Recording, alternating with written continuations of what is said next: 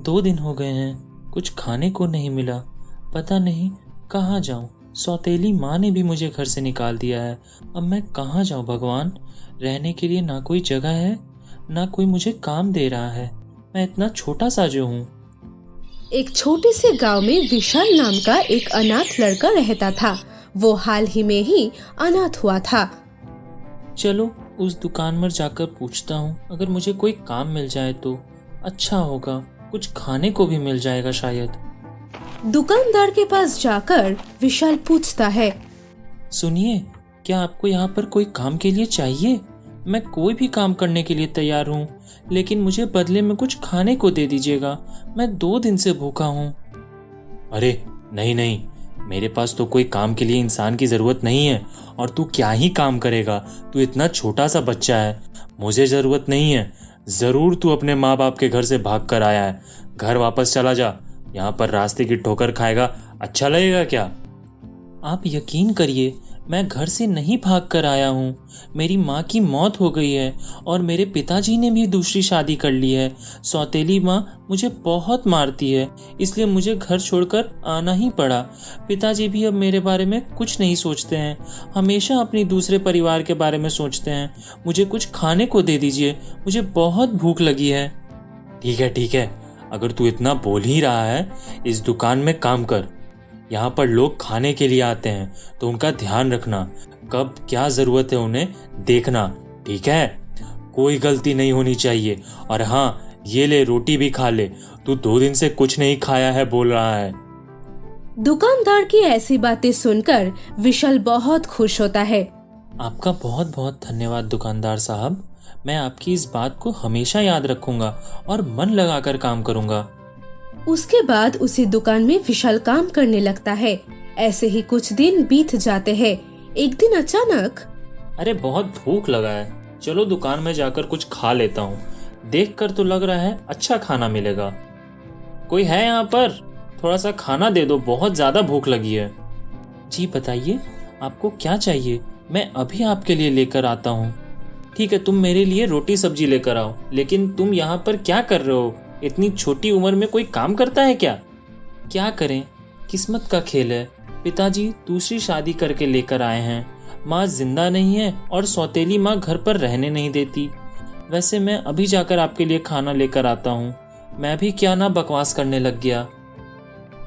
विशाल उसके बाद कुणाल को खाना खिलाता है और कुणाल पैसे देकर गलती से अपना मनी बैग वहाँ पर ही छोड़कर चला जाता है। अरे ये तो शायद उनका बटवा है, मैं अभी जाकर वापस करके आता हूँ। सुनिए, आपका मनी बैग है, इसे रख लीजिए। शायद आपने ढाबे में ही छोड़ दिया था। अरे हाँ, ये तो मेरा है। तुम्हारा बहुत बहुत शुक्रिया। तुम बहुत अच्छे लड़के हो और बहुत नेक दिल के भी। इस मनी बैग में बहुत सारे पैसे थे, लेकिन तुमने उसका लालच नहीं किया। मुझे तुमसे मिलकर खुशी हुई। अगर दोबारा इस तरफ आऊंगा तो तुमसे मिलकर ही जाऊंगा। अपना ध्यान रखना। विशाल उसके बाद ढाबे में वापस आता है, लेकिन उसे थोड़ी सी देर हो जाती है। अरे कहाँ था तू? तुझे इतनी मुश्किल से काम पर रखा है और तुझे हमेशा इधर उधर जाना होता है। इधर 2 कस्टमर आकर बैठे हुए हैं, तूने उनका खाना पीना कुछ नहीं पूछा और बाहर जाकर घूम रहा है। मुझे तेरे जैसे लापरवाह लोगों की कोई जरूरत नहीं है। अभी निकल जा। मैं तुझे और एक पल अपने ढाबे में नहीं देखना चाहता हूँ। चला जा यहाँ से। माफ कर दीजिए सर जी, मुझसे गलती हो गई। असल में मैं एक मनी बैग वापस। विशाल अपना बात खत्म करने से पहले ही दुकानदार उसके ऊपर हाथ उठा देता है। मैंने कहा ना, जल्दी निकल जा यहाँ से। तुझे मैंने बहुत दया दिखा दी, अब और नहीं। और हाँ, 1 फूटी कौड़ी नहीं मिलेगी तुझे। अब इधर से निकल जा। अगर दोबारा इस ढाबे के आसपास भी दिखाई दिया ना, तो मुझसे बुरा कोई नहीं होगा। विशाल उसके बाद इधर उधर भटकता रहता है। ऐसे ही उसे कोई और नौकरी नहीं मिल रहा था। कुछ दिन और निकल जाते हैं। एक दिन भूखा सूखा विशाल रास्ते में ठीक से देख भी नहीं पा रहा था। मुझे बहुत भूख लगी है, कोई कुछ खाने को दे दो। आसपास क्या हो रहा है मैं कुछ भी नहीं देख पा रहा। अचानक गाड़ी आती है और विशाल को टक्कर देकर वो गाड़ी वहाँ से भाग जाता है। कोई है? इस लड़के को बचाओ, ये तो बहुत ही जख्मी हो गया है। आसपास कोई है क्या? इसे हॉस्पिटल लेकर जाओ। मुझे नहीं पता ये लड़का कौन है, इसे कोई बचाओ। सारे लोग जमा हो जाते हैं, लेकिन कोई भी मदद के लिए आगे नहीं आता है। तभी वहाँ से कुणाल गुजर रहा था और वो उस लड़की को देखकर ही पहचान जाता है। अरे ये तो वही लड़का है, ढाबे वाला। मैं इसे हॉस्पिटल लेकर जाता हूँ, बहुत बुरी तरह से जख्मी है बेचारा। उसके बाद कुणाल विशाल को हॉस्पिटल लेकर जाता है।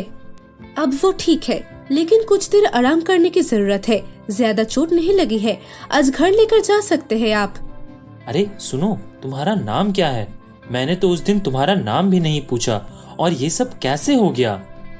मेरा नाम विशाल है, विशाल। उसके बाद विशाल कुणाल को सब खुलकर बताता है। मुझे बहुत दुख हुआ सुनकर। ठीक है, आज से तुम मेरे साथ रहोगे।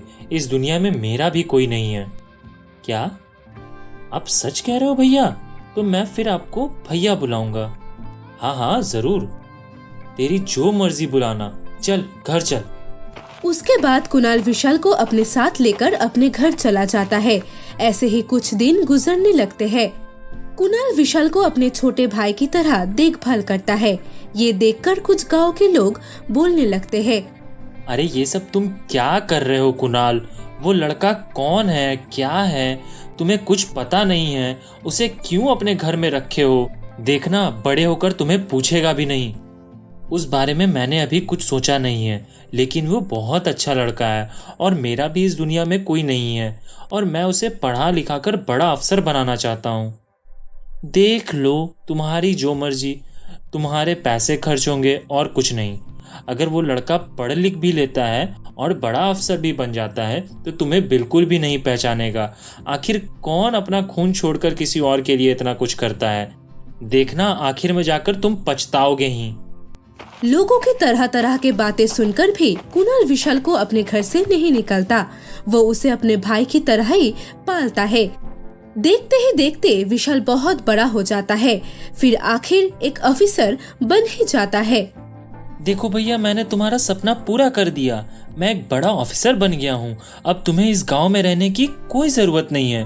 मुझे सरकार की तरफ से घर मिला है, गाड़ी मिली है। आज से तुम मेरे साथ ही रहोगे। चलो भैया, बहुत मेहनत कर ली तुमने मेरे लिए, अब आराम करो। तू सच बोल रहा है? मैं तो सोच रहा था लोगों की बातें सच निकलेंगी। तू नौकरी पाते ही मुझे भूल जाएगा। ये कैसे बातें कर रहे हो भैया? जब मेरा कुछ नहीं था तब आपने मेरा हाथ थामा था, और अब मैं आपको छोड़ दूं जब मेरे पास सब कुछ है? ये सब कभी नहीं हो सकता। चलिए भैया, आखिर वक्त सबका बदलता है, हमारा भी बदल गया।